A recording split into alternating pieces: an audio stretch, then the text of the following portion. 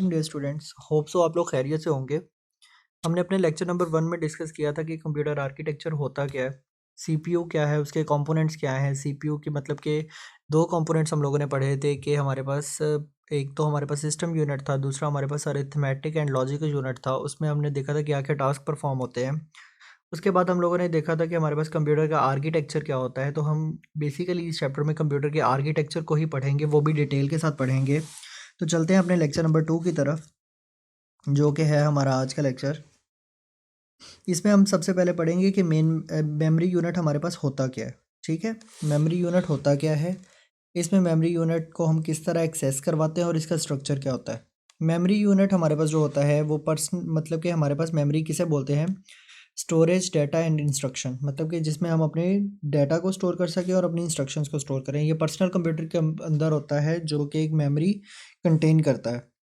CPU load data instruction in memory to process data. ठीक है, हमारे पास सीपीयू में डाटा लोड होता है और इंस्ट्रक्शंस लोड होती हैं मेमोरी के अंदर टू प्रोसेस डाटा, डाटा को प्रोसेस करवाने के लिए। जो हमारे पास सीपीयू होता है वो डाटा और इंस्ट्रक्शन को मेमोरी से कैप्चर करता है और प्रोसेस करता है कि इस पे कौन कौन से हमारे पास गिवन इंस्ट्रक्शन जो हमने दी हुई हैं, इस पे हमारे पास कौन कौन से टास्क परफॉर्म होने हैं, उसके मुताबिक सीपीयू से वर्क करवाता है। Data and result are of calculation are also stored in, मतलब कि हम कोई भी कैलकुलेशन वगैरह करवाते हैं अपने कंप्यूटर के अंदर तो वो कहाँ स्टोर होती है, मेन मेमोरी के अंदर, हमारे पास मेमोरी यूनिट के अंदर। तो हमारे पास मेन जो कंप्यूटर होता है हमारा, वो कोई भी कंप्यूटर जो होता है वो मेमोरी यूनिट के बगैर हमारे पास काम नहीं कर सकता। ठीक है, मेमोरी यूनिट होगा, मेन मेमोरी हमारे पास कंप्यूटर के अंदर लगी हुई होगी, रैम लगी हुई होगी, तो फिर हमारे पास कंप्यूटर रन होगा, अदरवाइज़ हमारे पास कंप्यूटर ही नहीं चलेगा। हमारे पास जो होती है मेमोरी की दो टाइप्स हैं हमारे पास, एक रैम है, दूसरी हमारे पास रोम है। तो हमारे पास देखते हैं हमारे पास जो मेन मेमोरी का स्ट्रक्चर क्या होता है। ये हमारे पास एक बिल्ट इन चिप होती है जो कि मदरबोर्ड के ऊपर लगी हुई होती है और ये हमारे पास सेमीकंडक्टर मटेरियल की बनी हुई होती है। ये हमारे पास होती है, इसमें छोटे छोटे से सेल्स बने हुए होते हैं, थाउजेंड्स ऑफ सेल्स और मिलियंस ऑफ सेल्स, मतलब कि जिसके अंदर डाटा हमारा स्टोर होगा ना, वो हमारे पास सेल्स बने हुए होंगे छोटे छोटे, और हर सेल में एक बिट स्टोर होगा और 8 बिट मिलके हमारे पास एक बाइट बनाएंगे। ठीक है, मतलब कि हर जो डाटा होगा ना, हर सेल के अंदर हमारे पास जो डाटा का सिर्फ एक बिट स्टोर होगा।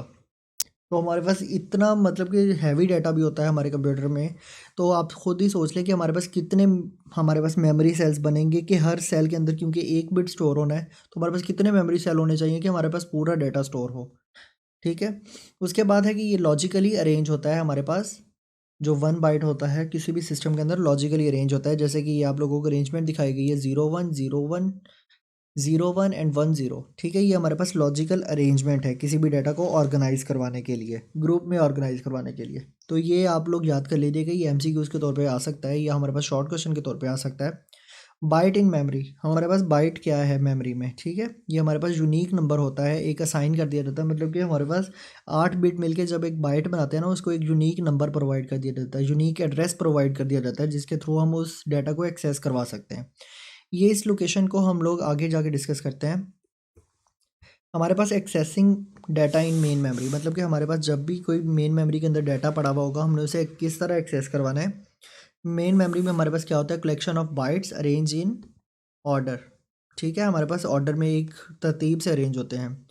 CPU access data in byte by specifying its address, मतलब कि हमारे पास सीपीयू किस तरह डाटा को एक्सेस करेगा, उसका जो हमने एड्रेस बनाया हुआ होगा उसके थ्रू हमारे पास सीपीयू उस डाटा को एक्सेस करवाएगा।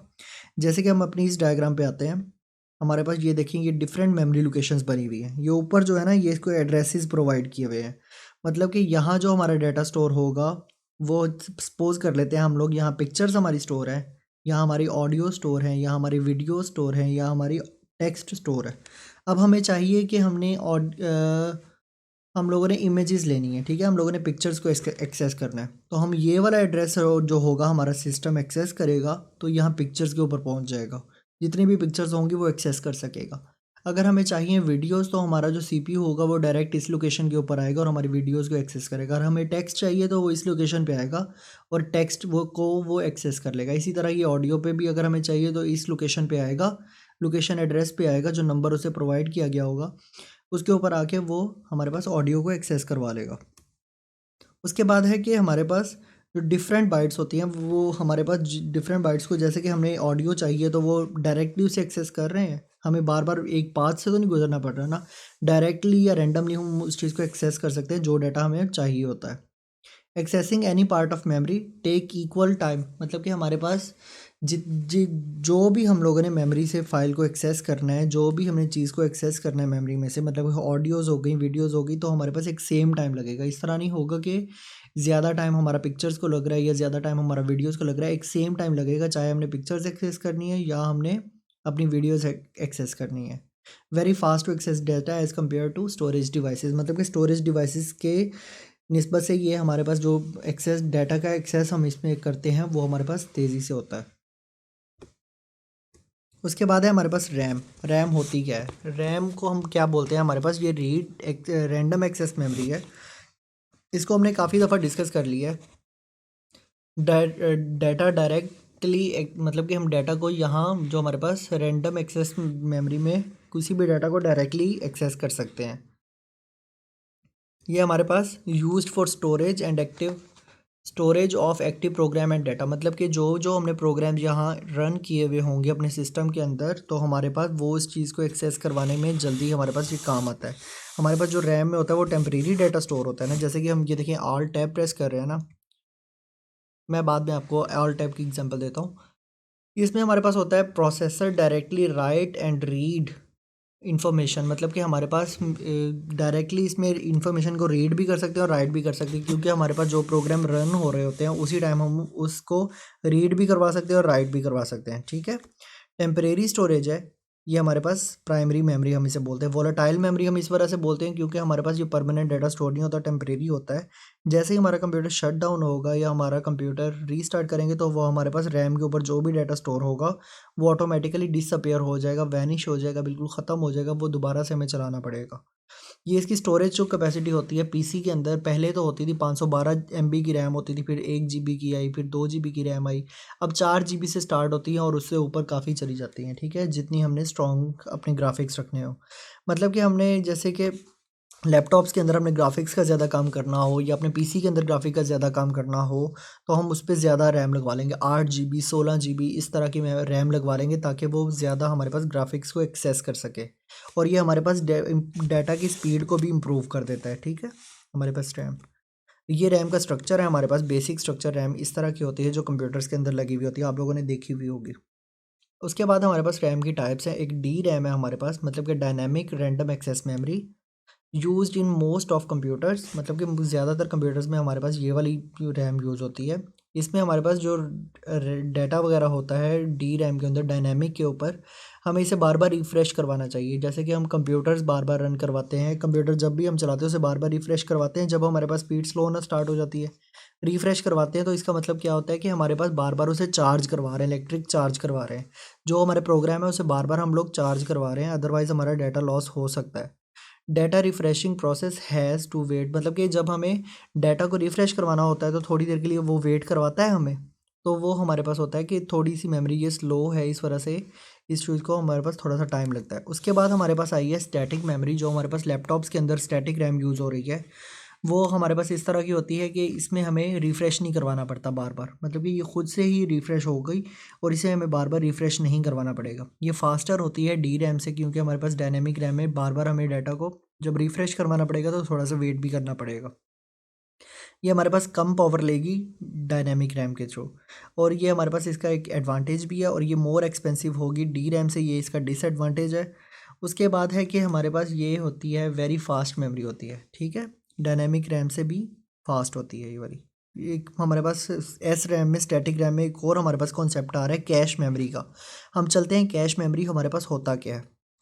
Processor obtain data and instruction from RAM during data processing, मतलब कि हमारे पास प्रोसेसर जो होता है वो डाटा को एक्सेस करेगा, इंस्ट्रक्शंस को एक्सेस करेगा रैम से ड्यूरिंग डाटा प्रोसेसिंग। डाटा को प्रोसेस करने के लिए हमारे पास जो भी प्रोसेसर होगा वो वहाँ से इंस्ट्रक्शंस वगैरह हमारी रैम से लेगा, वो हमारे पास। अच्छा, अब हमारे पास देखते हैं कैश मेमोरी होती क्या है। कैश में very small but very fast memory then RAM. ये अब मैं बताता हूँ आप लोगों को होती क्या है। जैसे कि आप लोग एंड्रॉयड फ़ोन्स वगैरह यूज़ करते हैं, उसमें जो हमने रीसेंट ऐप्स वगैरह चलाए हुए होते हैं वो हमारे पास अलग विंडोज़ में आ जाते हैं जब हम अपने रीसेंट ऐप्स खोलते हैं। ठीक है, वो उसमें अलग से शो हो रहे होते हैं कि ये वाला ऐप हमने इस जगह पे छोड़ा था, ये वाला ऐप हमने इस जगह पे छोड़ा था। जैसे मैं आपको कंप्यूटर का दिखा देता हूँ, हम लोग आल्ट और टैब का बटन प्रेस करें तो हमारे पास ये सारे टास्क आ जाते हैं जो हम लोग परफॉर्म कर रहे होते हैं। ठीक है, ये हमारे पास ये सारे मैंने अभी खोली हुई हैं विंडोज़, तो हमारे पास ये सारी विंडोज़ आ रही हैं, मतलब कि ये हमारी मेमोरी के अंदर लोड हैं। तो ये वाली जो मेमोरी जहाँ ये वाली चीज़ें स्टोर होती हैं उसको हम क्या बोलते हैं कि ये हमारे पास कैश मेमोरी है। ठीक है, ये देखिए हमारे पास पहले सीपीयू आएगा, उससे हमारे पास चीज़ें कैश मेमोरी में जाती हैं, फिर हमारे पास मेन मेमोरी की तरफ मूव करती हैं। ठीक है, ये आप लोगों को मिल जाएगी स्लाइड्स, आप लोग रीड आउट कर लीजिएगा। उसके बाद है हमारे पास रोम, मतलब कि रीड ओनली मेमोरी होती क्या है। Data and instruction stored by manufacturer at the time of ROM manufacturing, मतलब कि हमारे पास जो भी रोम वगैरह होगी वो मैन्युफैक्चरिंग के टाइम इसमें हमारे पास डाटा और इंस्ट्रक्शंस को कॉपी कर दिया जाएगा। एंड जो हमारे पास मैन्युफैक्चरर होगा वो मैन्युफैक्चरिंग के टाइम इसमें इंस्ट्रक्शंस वगैरह कॉपी कर देगा, ये हमारे पास बाद में चेंज नहीं हो सकती। इस पे हमारा जो डाटा होता है वो परमानेंटली स्टोर होता है। ये नॉन वोलेटाइल हम इस वजह से बोलते हैं क्योंकि हमारे पास ये इसमें परमानेंट डाटा स्टोर होगा, जब भी हम इसे रीस्टार्ट वगैरह या शट डाउन वगैरह करवाएंगे तो हमारे पास डाटा लॉस नहीं होगा। Contain instruction help booting process, ठीक है, हमारे पास ऐसी इसमें इंस्ट्रक्शन सेव होंगी जो हमारे पास बूटिंग प्रोसेस में, मतलब कि हम अपना कंप्यूटर ऑन करें तो हमारे पास बूट विंडो एक आ जाती है जिसमें हमारे पास ब्लू सी स्क्रीन आती है और हमारे पास टोटल इंस्ट्रक्शन वगैरह उसमें सेव होती हैं हमारे कंप्यूटर्स की। When computer is switched on, हमारे पास जब भी कंप्यूटर को हम स्विच करते हैं तो ये ऑटोमेटिकली इसमें लोड हो जाती हैं। ठीक है, उसके बाद हमारे पास टाइप्स हैं रोम की, हमारे पास 3 टाइप्स हैं। सबसे पहले आ जाएगी पी रोम, मतलब कि प्रोग्रामेबल रीड ओनली मेमोरी।